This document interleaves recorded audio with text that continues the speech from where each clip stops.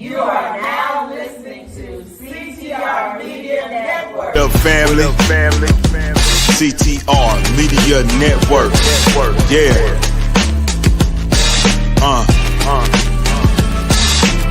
Best in the biz. Yeah. Join the team. CTR is who we are, the media network, that's the best by far. Whether you listen at your home, at your job, in your car, come get the information that's needed above par. Never lasting, motivational podcasting, giving you the answers to the questions that you're asking. Serious talks and topics, how to come up and profit, how to better yourself, your health and shit. We got it, reaching 350 million, they tuning in. We in 50 different countries, we all can. And like-minded, find your purpose and your assignment. Come get your fix, your feel, your mental alignment. Get active and speak to the masses. Build your influence all levels and all classes. Now you know you can monetize and grow. CTR Media Network. Start the show. CTR Media Network. And welcome to CTR Media Network TV. Today's guest is Scott Maderer. He is a coach, speaker, and author of Inspired Living. Scott helped Christians master their time, talents, and treasure to live their true calling. If you're ready to be moved from just working to living with purpose, you're in for a powerful conversation. We are so happy to be welcoming to you guys today the phenomenal Scott Maderer. Welcome to the show. Thanks so much for having me. I'm happy to be here. Yeah, so when I see everything that you have been doing, so many people are looking for their purpose. Mm-hmm. They do not have the skill to identify their call. We hear it so much now in media. And so I'm so glad I have a thought leader that this is what they do to help us be able to identify what that is. So when I think about your journey, working in education, building Inspired Stewardship full-time is truly inspiring. Can you share with us what was your aha moment that made you realize it was time to fully step into your calling? You know, that's interesting because I think the truth is a lot of times it isn't an aha moment. I think that's one of the myths that we kind of have around calling is that you suddenly get this flash of lightning from above and it's like everything falls into place and it's all perfect now. And I'm not going to say that never happens. I mean, I think it does for some people. But for a lot of us, instead, it's really a journey of discovery. It's a journey of kind of peeling back the layers of an onion, or if you'd rather have the Shrek reference, pulling back the layers of a parfait. I think that's tastier, right? It's pulling back all those layers and uncovering it. And it's more of a journey than a destination.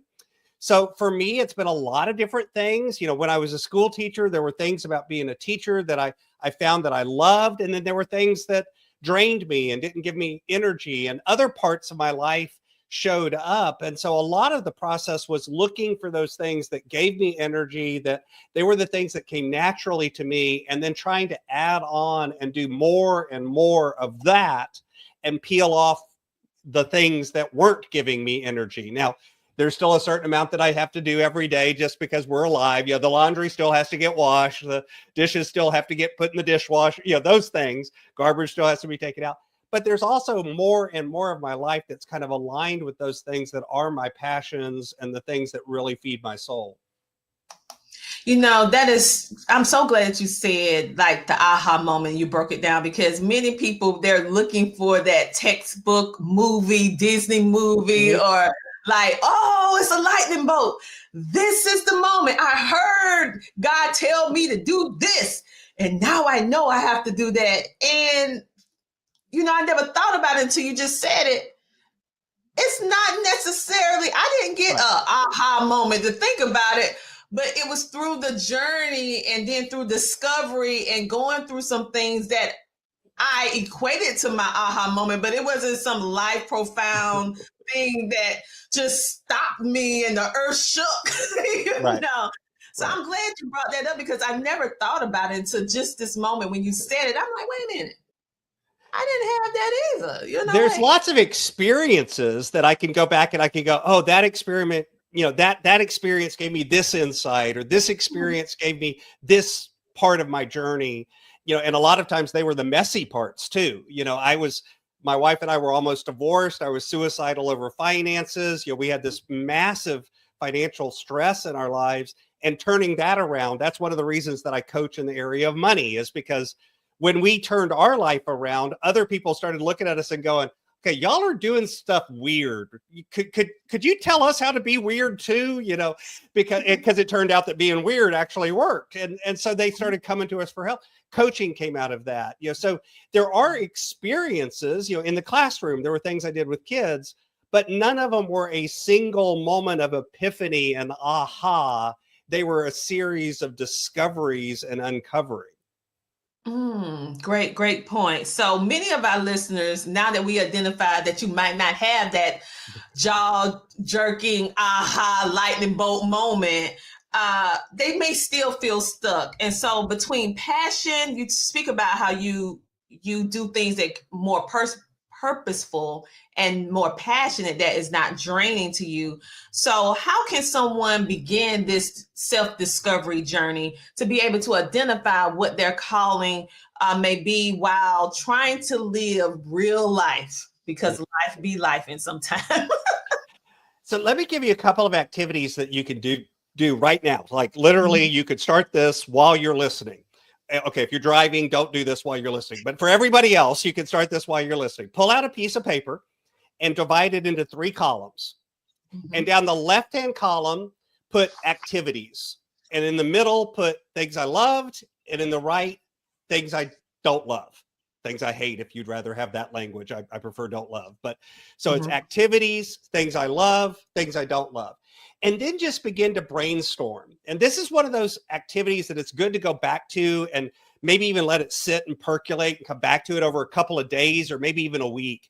And down that first column, just begin to brainstorm all the different things you've done in your life. And don't get me wrong, I'm not just here talking about things you've gotten paid to do. I'm not just talking about career, because that's one of the mistakes that we make, is we equate career and calling, and they aren't exactly the same thing. They're related, but they're not the same thing.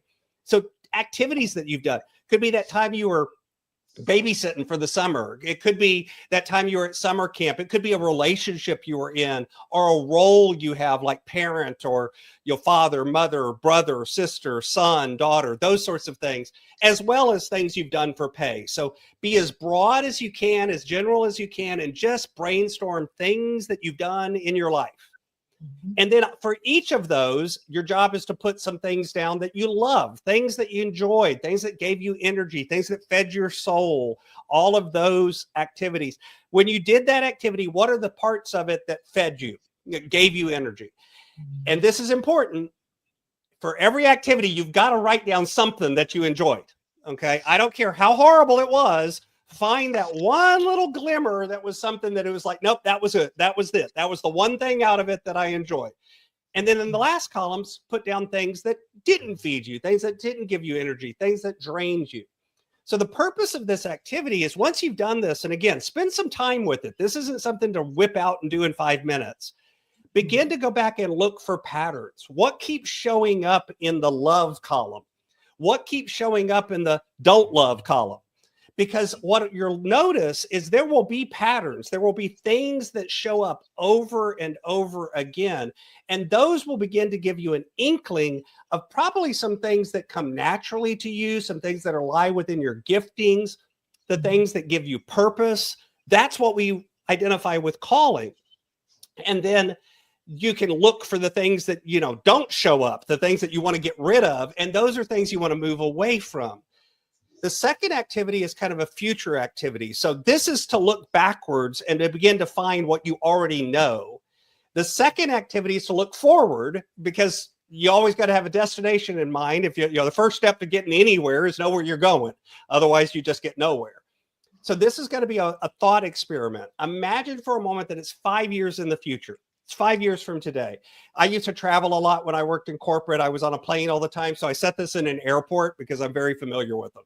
Imagine for a minute, you're on that trip and you're flying home, and you know how you have those connecting flights where you land at an airport and you just got to book it over to the other gate, and then you hop on a plane and then you get the rest of the way home?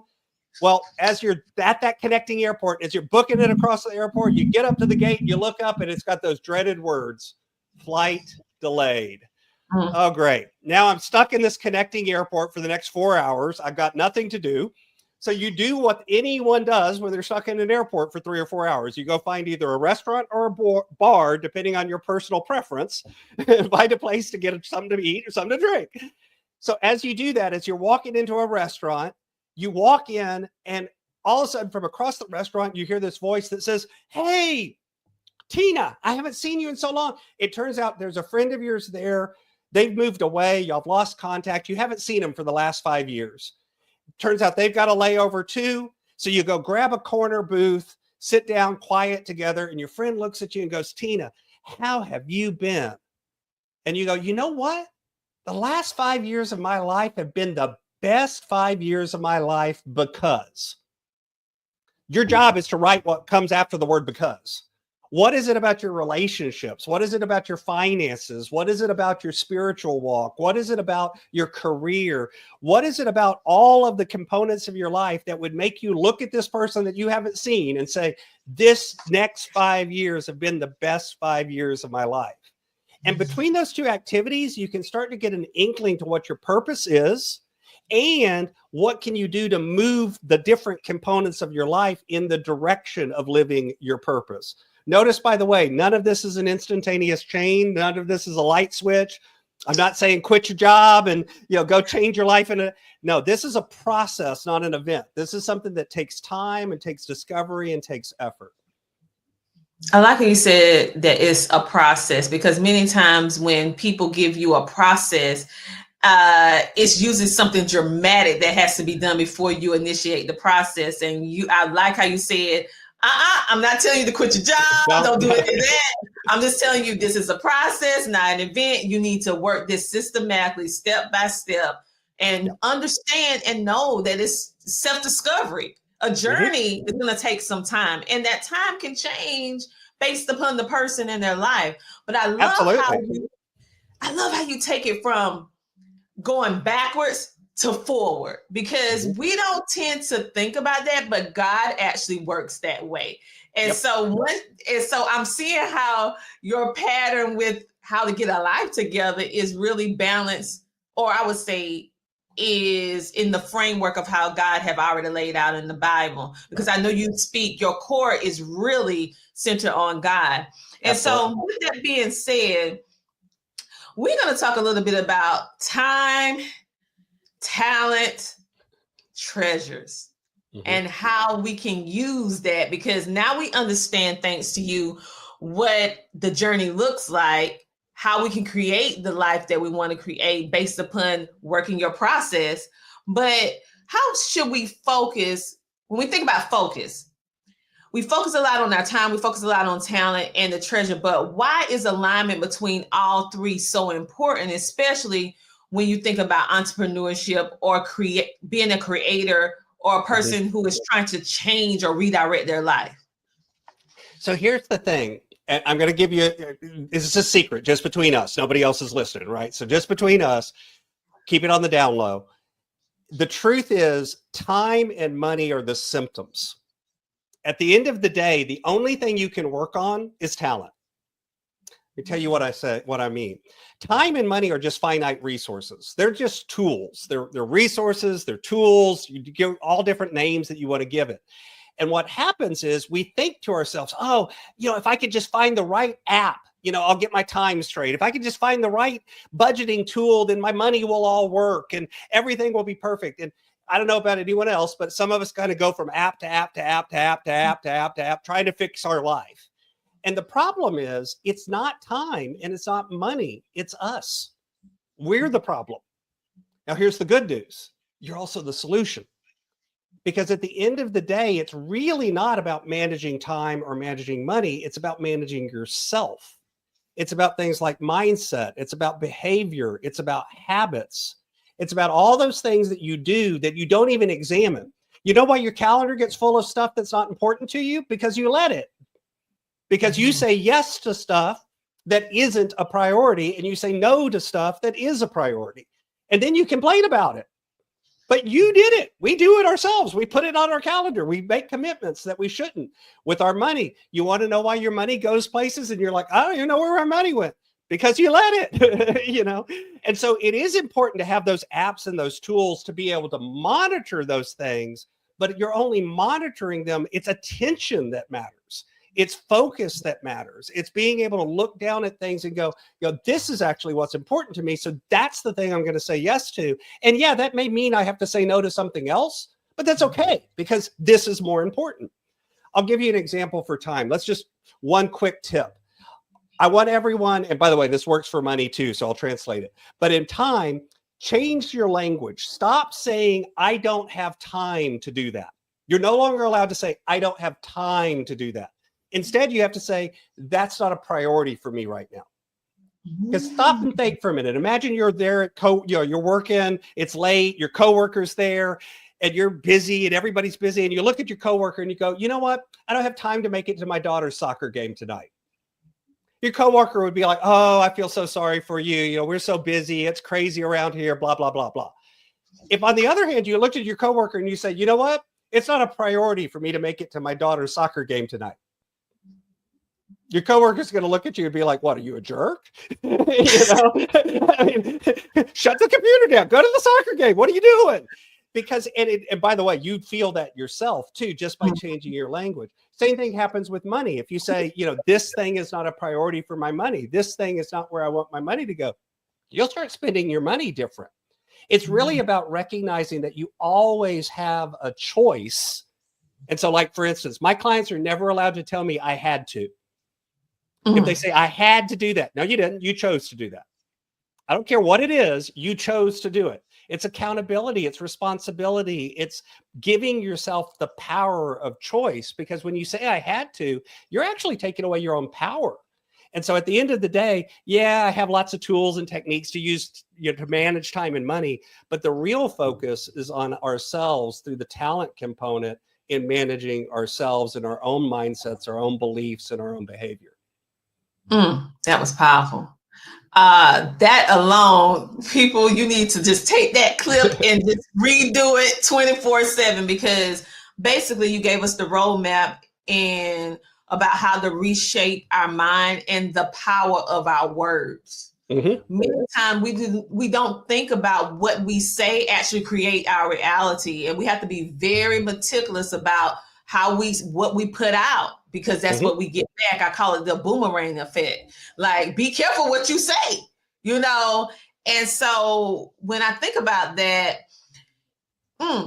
that was great. That was great. So when it comes to productivity, because many people, you were speaking about apps, and many times we get these apps because we want to be more productive. But what ends up happening, we get so crowded out with all of these notifications, all of these apps asking for something all at the same time. And then you just start getting to the point where you're not doing anything at all. So you teach that it's not about getting more done, but it's about getting the right things done. So what practical steps can we take to shift our mindset into that new framework that you mentioned? So a lot of that is, you know, exactly what I was just talking about. You know, let's define some terms for a minute. You know, again, we use busy all the time, and we almost use it as a badge of honor, right? Somebody asks, how you doing? Oh, I'm busy. You know, that's our answer nowadays. And it's like, why is that something to be proud of? Because all busy means is I did a lot of stuff. I'll prove it to you. Tell me if you would be busy. If I hired you, if I said, hey, I'll pay you $100 to go to my backyard, and I got a pile of rocks on one side of my backyard, and your job is to pick up one rock, bring it to the other side of the yard, put the rock down, and then go back and get another rock, and just do that all day long.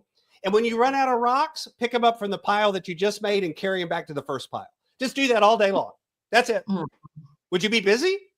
Yeah, busy for sure, but not productive. Would you be productive? You know, would you feel like you had purpose?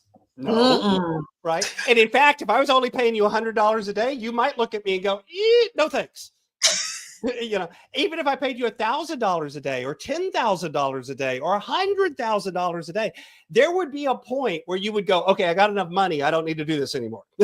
You know, because, you know, I don't have any purpose for it. I don't have any autonomy behind it. And so recognizing that busy is not a badge of honor. So when you look at your time, first off, become aware. So I'll give you another quick exercise. Everybody can do this at the end of the call. Write down on a sheet of paper every half hour that you're awake.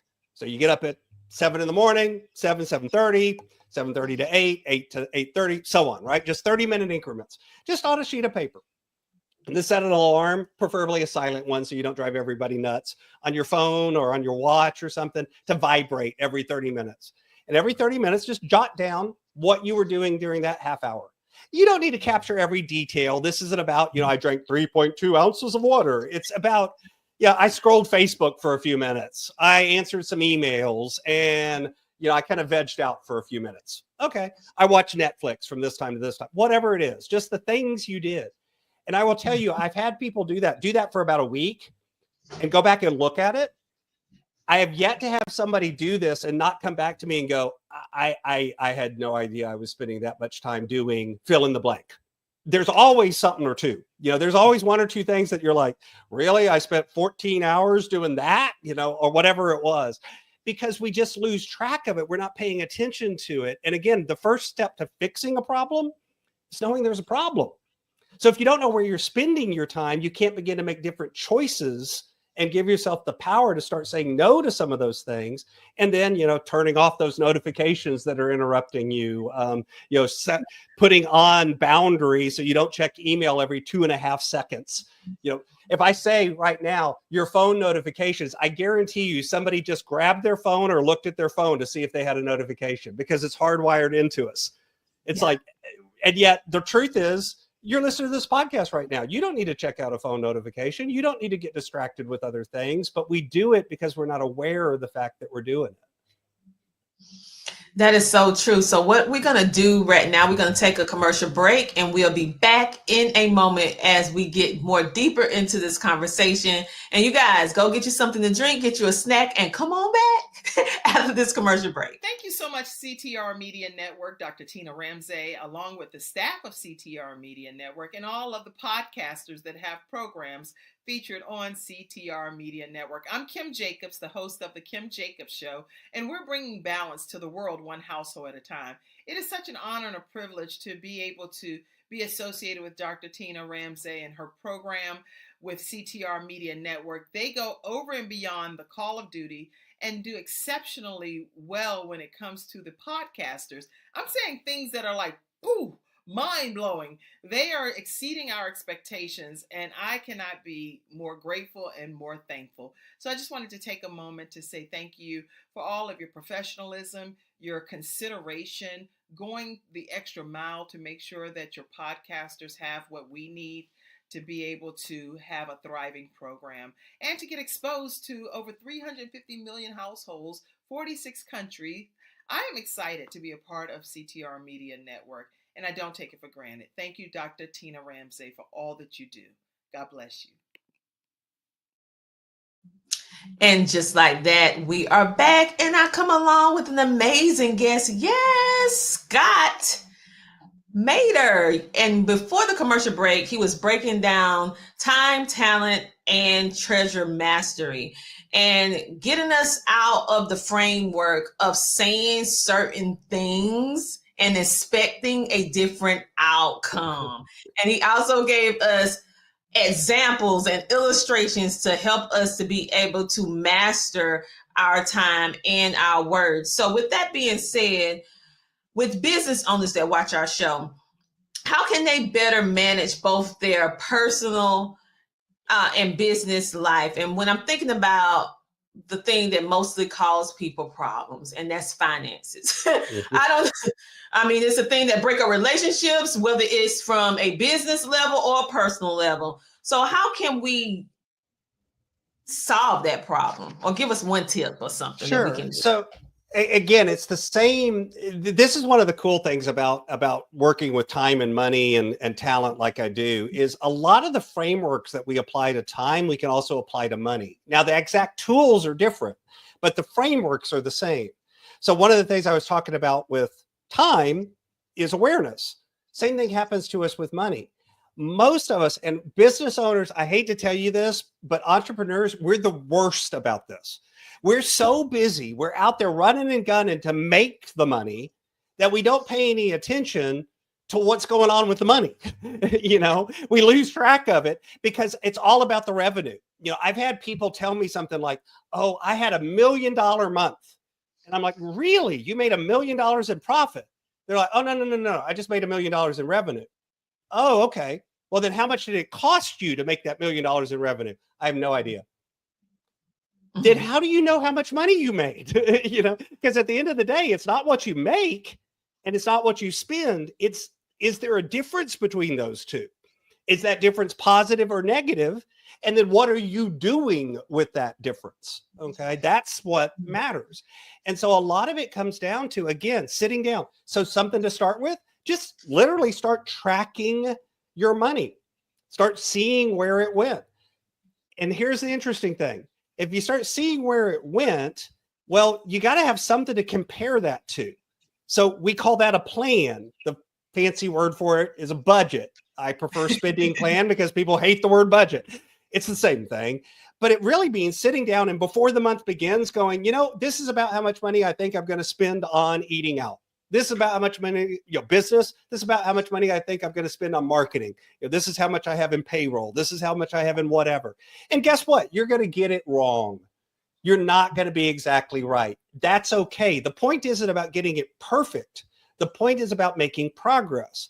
Because if I have that plan and then I track and I compare what actually happened to what I thought or was planning to have happen, that then lets me start reviewing and reflecting and revising and figure out, hey, I was wildly wrong. Is that because I budgeted wrong or is that because I behaved wrong?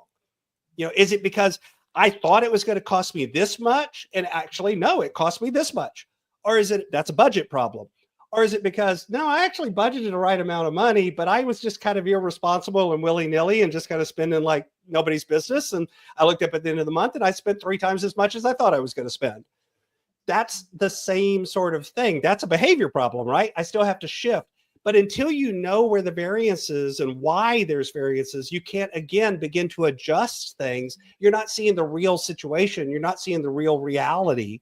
And until you face reality, you can't make the right adjustments. I know people that have spent thousands of dollars on a marketing program, have no earthly idea if the marketing program is working or not. It's like, it's not necessarily that that's money good spent or bad spent. It's you don't know. So it's that awareness techniques. It's coming in and finding the tools and the techniques to become aware of what you're doing and what are the results of that behavior so that then you can make the changes that you need to make in a positive way. I've seen business owner after business owner come into a business situation and that awareness within a few months starts dramatically changing what they're doing in a way that's really positive. I've worked with folks that haven't been able to pay themselves for 3 years. And after 3 months, take home a paycheck for the first time because they just change their behavior and start doing things differently because they know what's going on. I like how you mentioned, I noticed that you kept saying something, a theme, what you just said, behavior.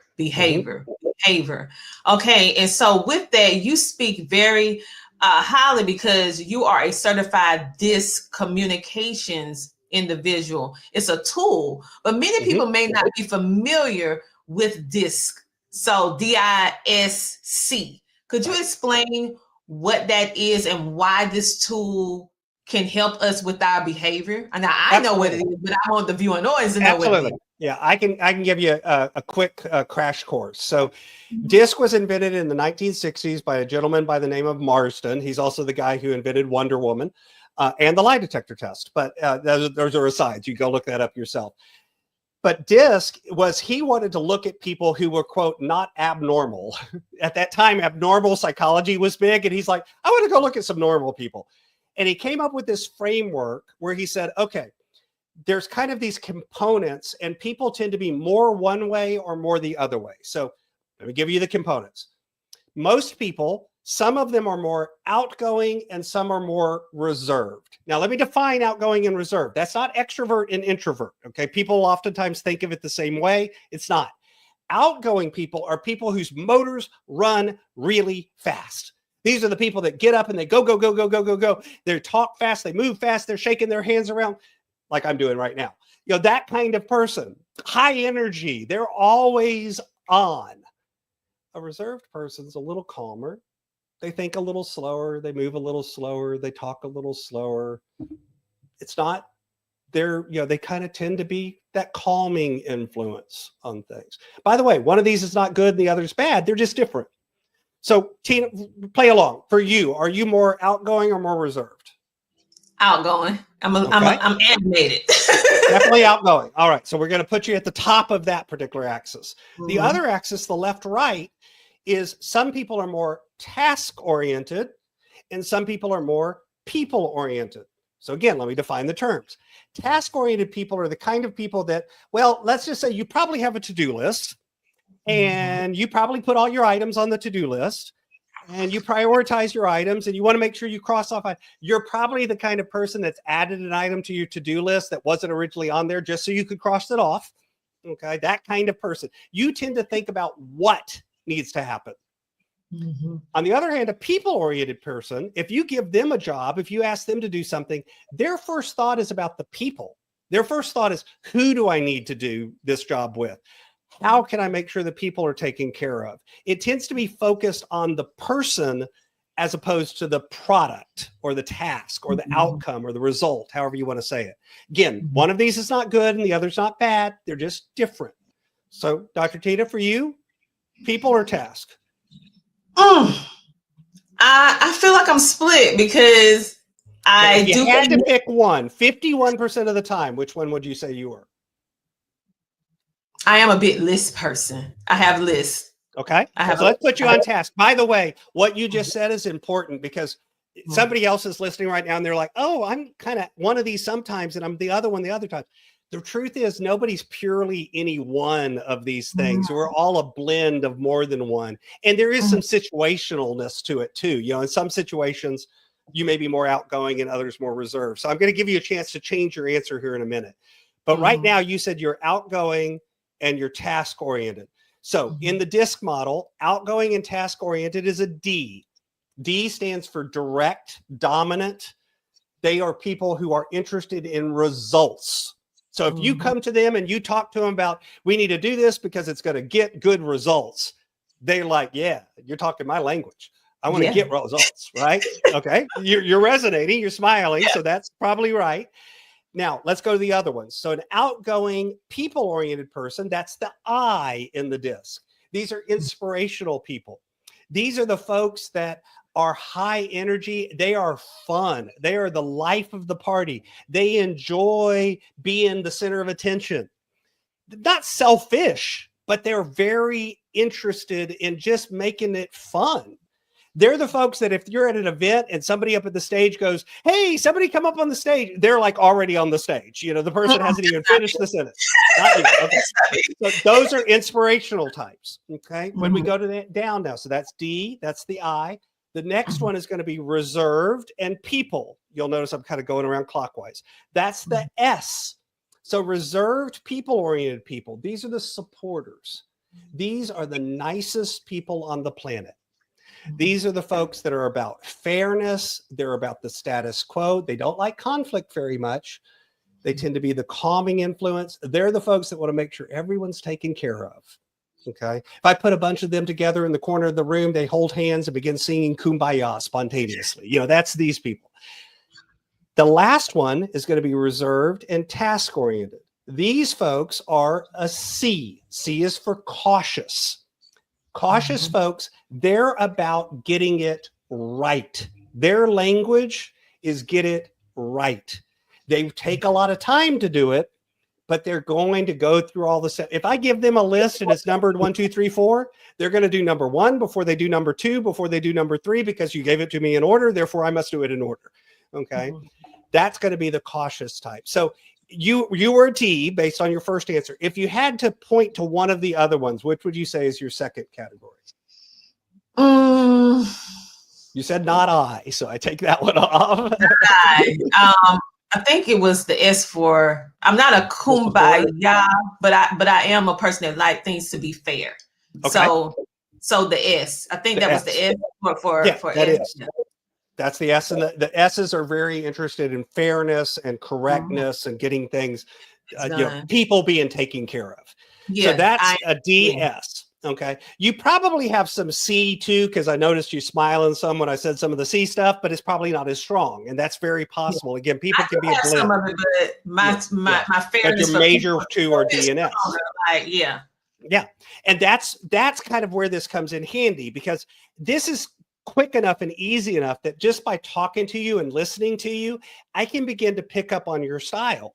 And I won't get it perfect, but I'll kind of know, like I'd already kind of picked up on you were a D because of some of the things that you were saying and the way you were phrasing those sentences. I hadn't gotten to the S or the I yet, or the C yet, because we hadn't talked long enough. But as we would have talked, I would have picked up on those secondary traits. And so if you can kind of learn this framework and begin to learn what to listen to, two things happen. One, you understand yourself better. So if you're a D and you know you're a D, and you know that one of your employees or coworkers or spouse is an S, you'll understand why they look at you and go, why are you mad at me when you were just talking normal? Because the D walks into the room and is like, hey, how's everybody going? And the S is over there going, sounds like conflict. You must be mad at me. And it's like, and the S is, and you're not mad at them. You're not. But you have to learn to slow down, talk a little softer, talk a little quieter. Let them know that everybody's going to be taken care of, that everything's going to be okay, that they're going to be okay, that this change that's happening isn't going to disrupt anything in a horrible way, and that whatever goes, we'll take care of it, we'll be in this together. Now all of a sudden they start going, hey, you're talking my language. You're making me feel better. I feel a little calmer. If they're an I, you can make sure that there's some fun and some energy. If they're an C, you can make sure they have all of the reasons why. They aren't real good at just doing it. They want to know why they're doing it and how they're doing it. They're the ones that irritate the heck out of Ds because they ask like 400 questions. Okay. And the D's like, just go get it done. And they're over there going, but no, I need all this first. But once you understand that, you begin to realize, okay, wait a minute. Because as a leader, if I don't learn my language and learn their language, I can't now communicate well with them. And guess what? As a leader, that's your fault. It's incumbent on you to change your style to help that other person, not the other way around. Okay.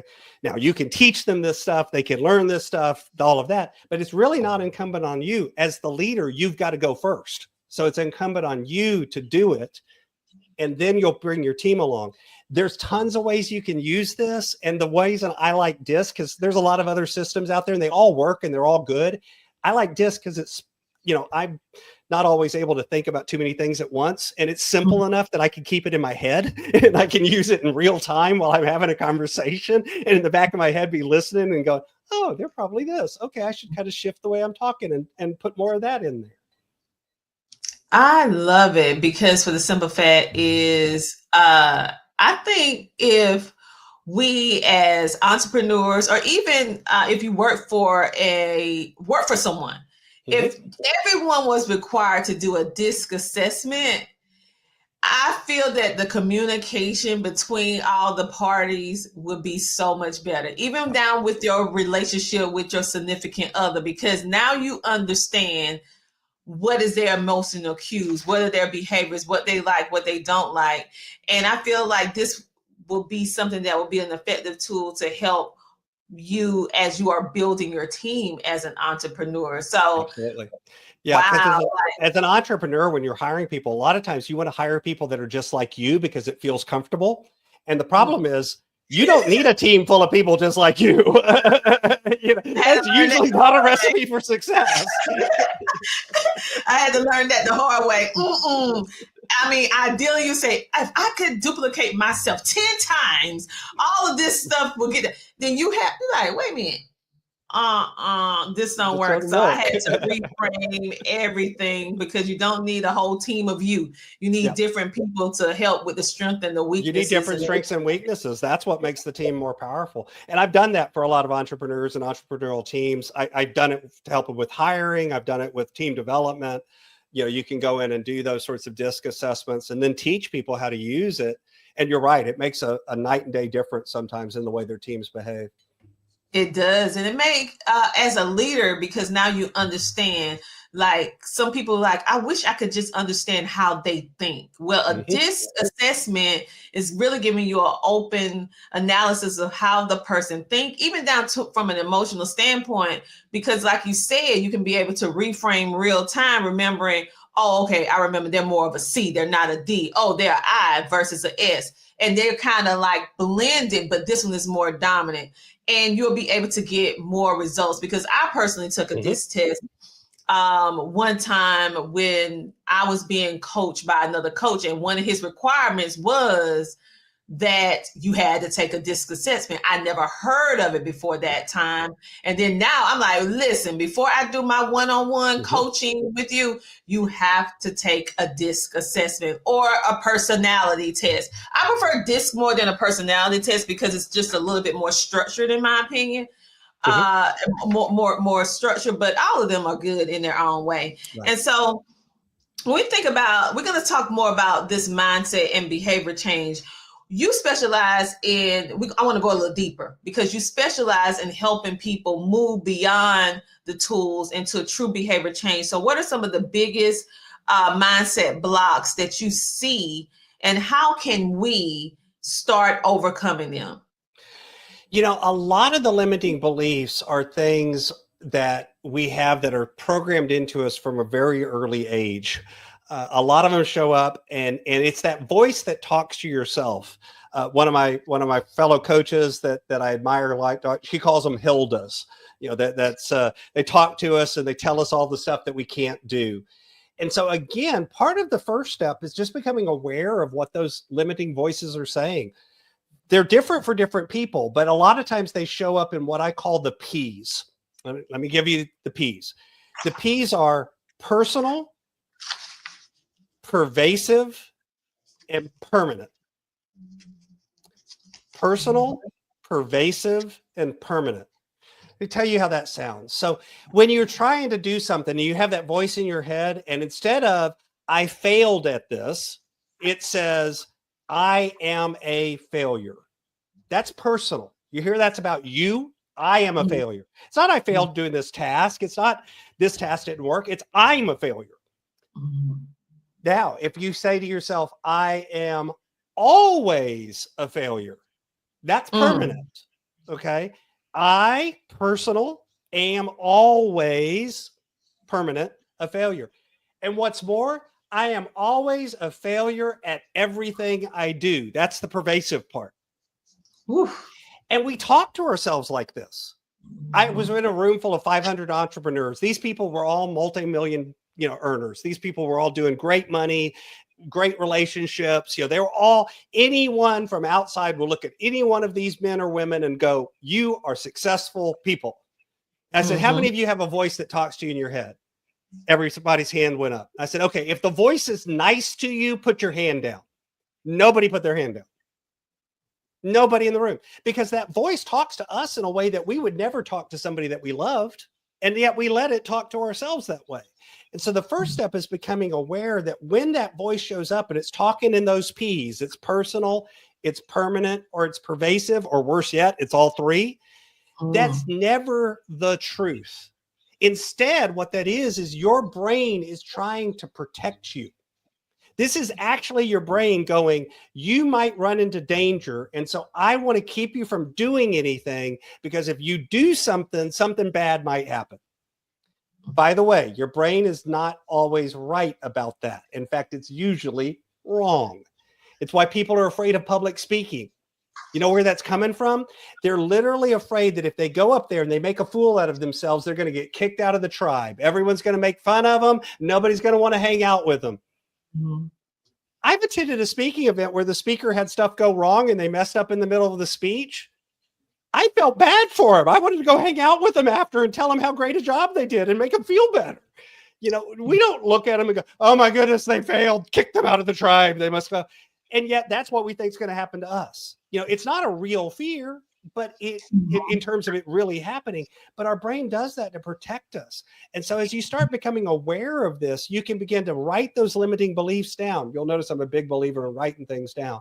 You can begin to then take those things that you write and change them from a limiting belief to an enabling truth. Here's what I mean by that. If you think I'm always a failure, all you have to do is name one time when you weren't a failure and that statement is proved wrong. So write that one time down. That's it. You only have to have one instance and it can't be always. Okay. I'm a failure. Really? You're a failure? Or did you just fail at some activity? Did you just not get something to happen right? Look at each thing as you say those things to yourself and begin to turn them into enabling statements. And then actually begin to read those enabling statements. I do this every morning. I actually have a list that I read every morning. And you know why? Because I'm programming my brain. Because now when that voice shows up, by the way, I named my voice. My name's Harry. And Harry looks like a duck-billed platypus, only he's bright purple and he's wearing a birthday hat. I made him funny looking, so I laugh when he shows up. And when he shows up and starts talking to me, my brain is already programmed with the answer. So when he says, "You're always a failure," I go, "Well, no, there was that one time. That's it. I'm not always a failure." And I begin to counteract those limiting beliefs. And it begins to reprogram our brain to take, it's not that those voices go away. They never really go away. You always have imposter syndrome. But what you can do is learn to dance with it in a way. You know, it's the old joke about public speaking. It's not that you don't have butterflies. It's just that you get them to fly in formation. You know, you just begin to learn to dance with it and it becomes a different relationship. And instead of fear, you start recognizing that this could be excitement. This is actually about an energy that is a positive energy, not a negative energy. Because by the way, the neurochemistry of fear and excitement is exactly the same cascade of chemicals in our brain. So they really are the same thing, you know, but yet we will label it as fear or we'll label it as excitement based on the situation. And so it lets you reprogram that to begin to behave in a way that's very different than the behaviors you just kind of habitually fall into. That was powerful. And we can think about how we all have that imposter syndrome at some point in our life, more than one time in our life. And I always say your worst critic is always you. Like, and what you think you did wrong, like, because I'm a public speaker and they have no earthly idea if I skip something. They don't know. But in your mind, you're constantly thinking about, I meant to say this, but I didn't say that. I messed this up. No, you didn't. Yeah. And so it's just like you said, reframing our mind, preparing in advance, because it's going to be something that will happen. But when we prepare and we have them enabling good messaging that we remind ourselves, we'll be able to handle it better. And so I'm thinking about a lot of people who are maybe out here listening who may struggle with too much month and not enough money. So what is the first steps do you recommend for gaining control over our finances without feeling overwhelmed? Because we talked about the emotional side of it, but I do want to touch on this just a little bit more, because with our current economy, finances is on the top of everybody's mind, and we're looking at the tariffs and all this different stuff. And like, now, how can I make my money work for the month? Because it's not enough month. So how can we help them with that? So there's a lot of things you can do. You know, some of them we've talked about already when we were talking about making the plan and then sitting down and evaluating against the plan. That all still works. So I'm not going to repeat that. But a couple of other things, you know, stop buying eggs, right? That's it. That'll solve your problem. But not really. So what I think is important too is to realize that you've got more tools in your toolbox than a lot of times we think. And here's what I mean by that. There may be a period where you need to say no to some things that you really don't want to say no to. But for right now, you want to say no to them. Or alternatively, because there's two sides to the equation, there's expenses and there's income, you may want to say yes to doing some activities like a second job or some, you know, selling some stuff that maybe you really didn't want to sell, but, you know, I can live without it and I can replace it later. These sorts of things that are doing to bring in more income or to cut down on the expenses, and usually it's actually doing a little bit of both, are the things that can help us get through the short term. Now, here's the important part about that. Recognize that your life is a film strip, not a photograph. Here's what I mean. I don't care whether you're on the top of the mountain right now or at the bottom of the deepest valley. What I can tell you is you won't be there forever. It will change. Okay. And by the way, that's both at the really good times and at the really bad times. It's true, both of those, because your life is a film strip. It's constantly changing. Tomorrow will be different than today. Now, what we can do is begin to do things to leverage to make tomorrow better than today instead of just different. And that's about that sitting down with the plan, checking on what you're doing, spending the money where you're really intentional with it, actually paying attention to your behavior, thinking about what can I say no to temporarily to maybe break free of. Usually if you don't have enough money and you have too much month, there's a log jam somewhere, either on the income side or the expense side. And you're going to have to do something dramatic to clear the log jam. That may be working that second job. That may be cutting way back on some people I've even seen go move in with mom and dad for a little while, that kind of thing.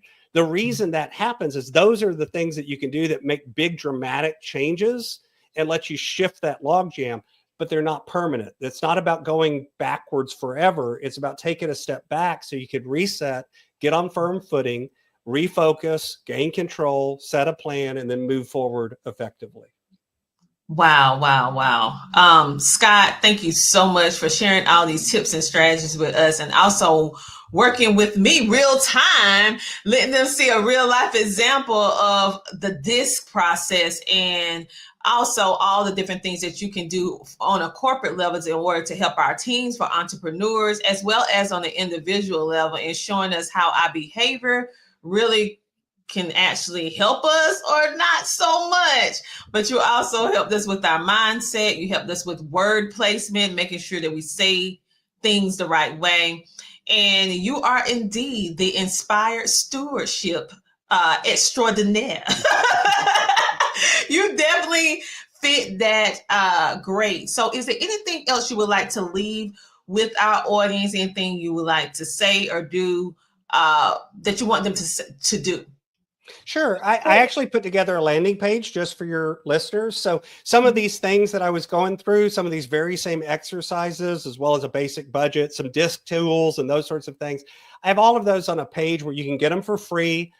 It also has information about my book, and you can find that at inspiredstewardship.com/CTR.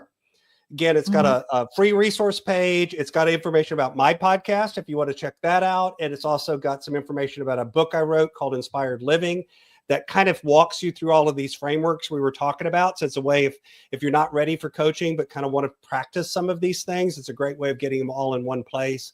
And again, you can find that at inspiredstewardship.com/CTR.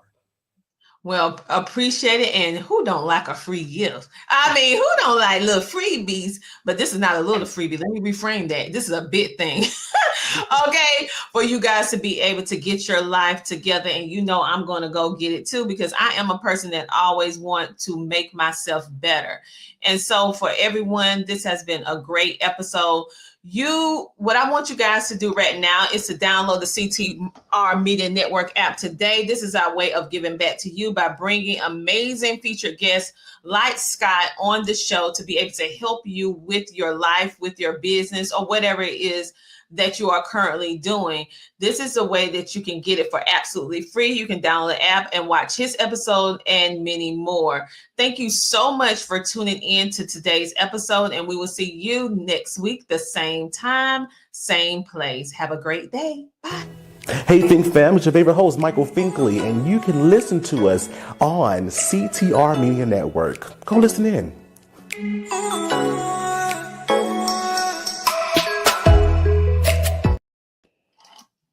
Here's why you need to tune in right now. With CTR Media Network, you can transform your knowledge into a fully produced TV show. Imagine your content streaming on platforms like Roku, Apple TV, Android TV, and Amazon Fire TV, reaching over 350 million households in 140 countries. We take care of everything, from managing your ready-to-go content to global distribution. And it's not just any content, it's edutainment. A perfect blend of education and entertainment that keeps viewers coming back for more. You'll join a vibrant community of thought leaders, podcasters, and educators, all sharing a passion for impactful content and global reach. Plus, with our app available on Google Play and the App Store, your show will be accessible to millions more, ready to shine on the global stage. Let's get you started. Schedule a 15-minute call with us today and turn your idea into a TV sensation. Reply to this video by saying, "I want to learn more." Don't wait. Your audience